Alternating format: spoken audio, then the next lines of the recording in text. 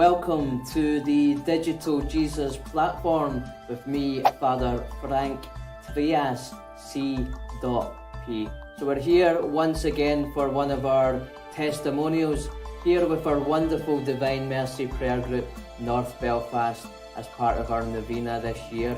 And with no stranger to the channel, joined today with Brendan Rodgers. As I say, no stranger. Brendan last time shared the story of how he acquired a first-class relic of St. Pio. If you haven't checked that video out, be sure to do so. And back by popular demand, we thought we would bring Brendan back along just to share. I'm calling this More Stories with Brendan Rodgers today. So Brendan has happily agreed to join us here in the studio just to simply share a few more stories around blessings, in particular with the relic of St.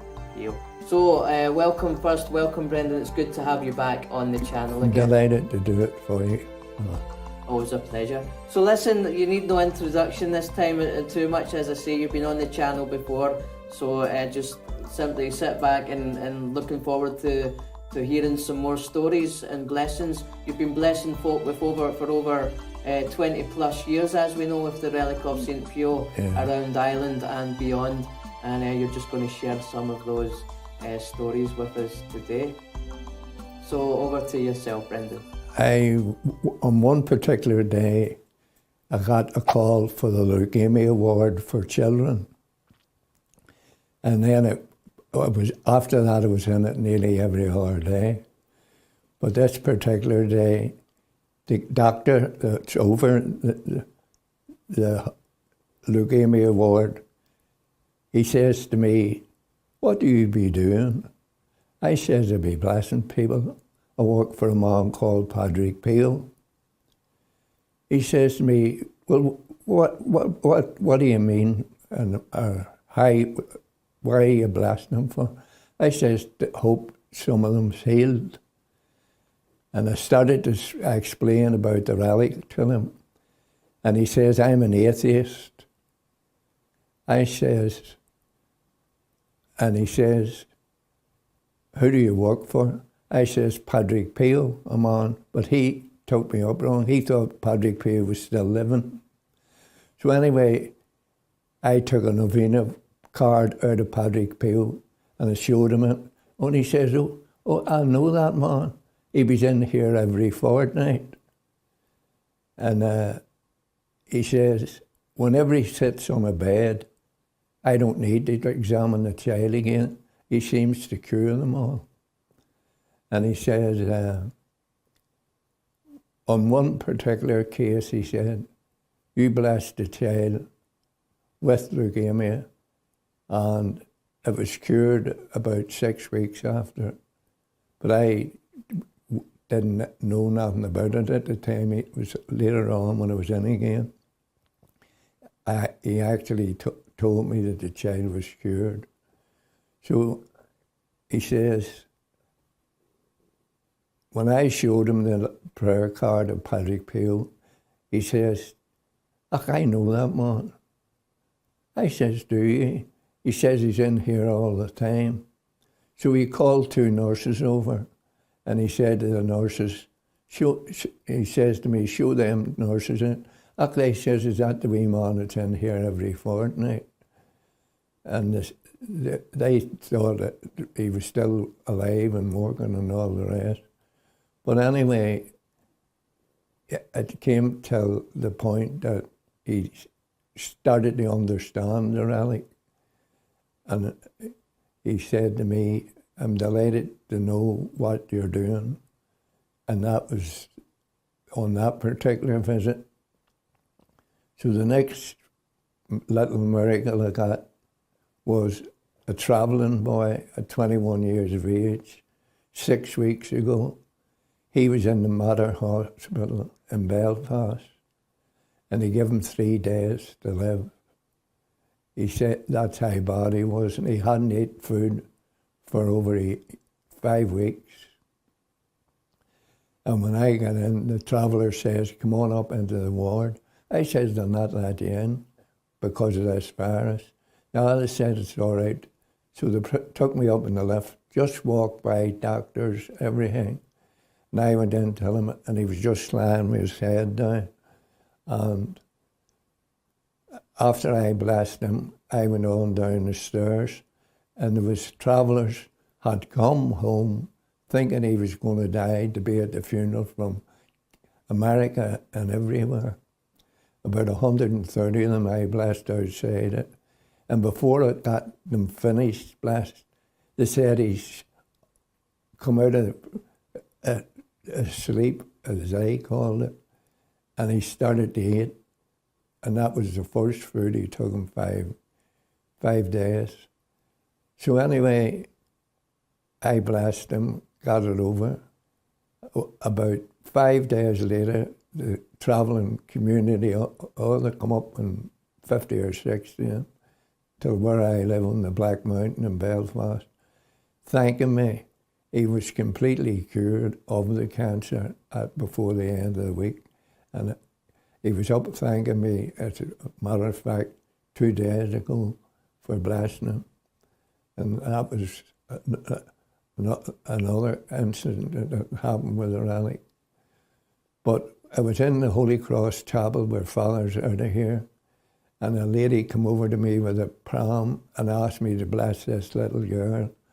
And I give her a little picture of the little white guest and the child. I blessed it with it, and I give the child this one.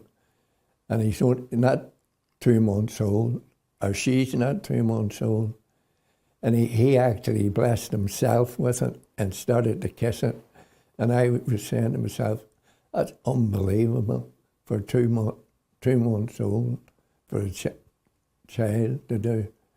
And every time I met him after it, I give him another one.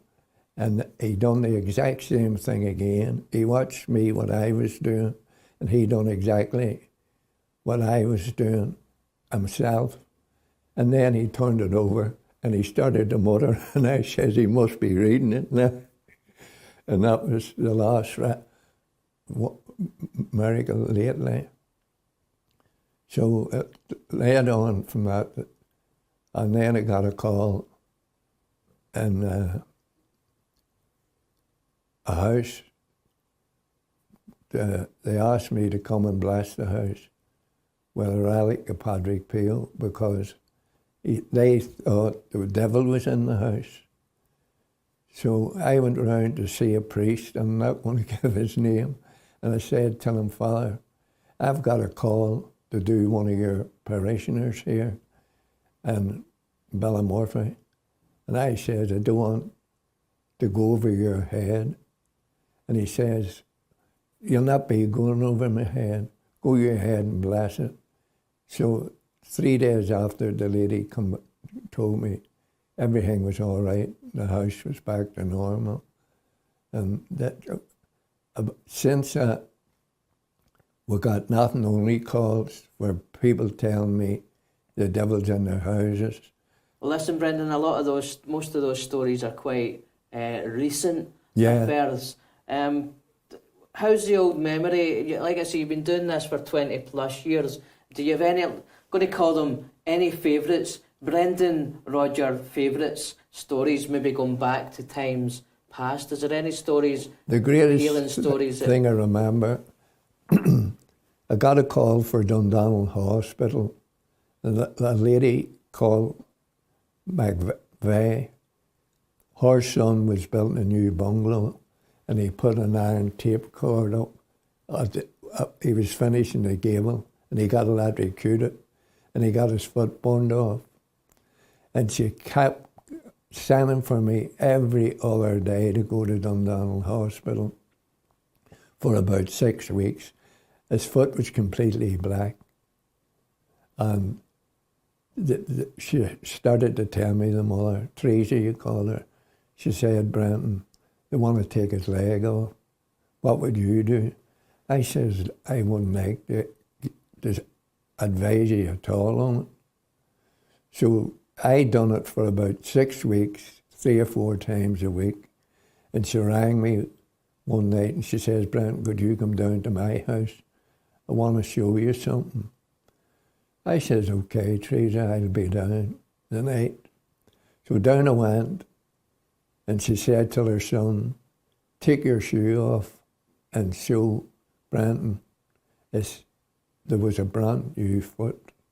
And she went on television thinking she was doing me a good turn. And I had to do away with my house phone. I got that many phone calls. She gave a whole testimony, told the whole story on the television, thinking she was doing me a good. I said, Teresa, I'm getting tortured. I had to take my phone out. And I got that many phone calls to bless people, and people think I'm only the message boy, but they think everybody's going to be cured. It doesn't work that way. Padre Pio intercedes for them, and it's what everyone, the man above, wants to cure. So that was one of the most serious ones at all. Amen. Okay, Brendan, well listen, I'm going to wrap it up for today, this part of it, but is there any final stories or any final words of wisdom you'd like to share? That was a nice wee way to end. I think it's important to always remind people the thousands of people you've blessed over the years, but the blessing's there, but they're maybe not healed just in the way that we expect. I would get people at least once a month completely riddled with cancer, and as I say, I'm only the messenger boy, to tell me they're completely cured. Every month I would get somebody completely cured of cancer. Not me, the man above.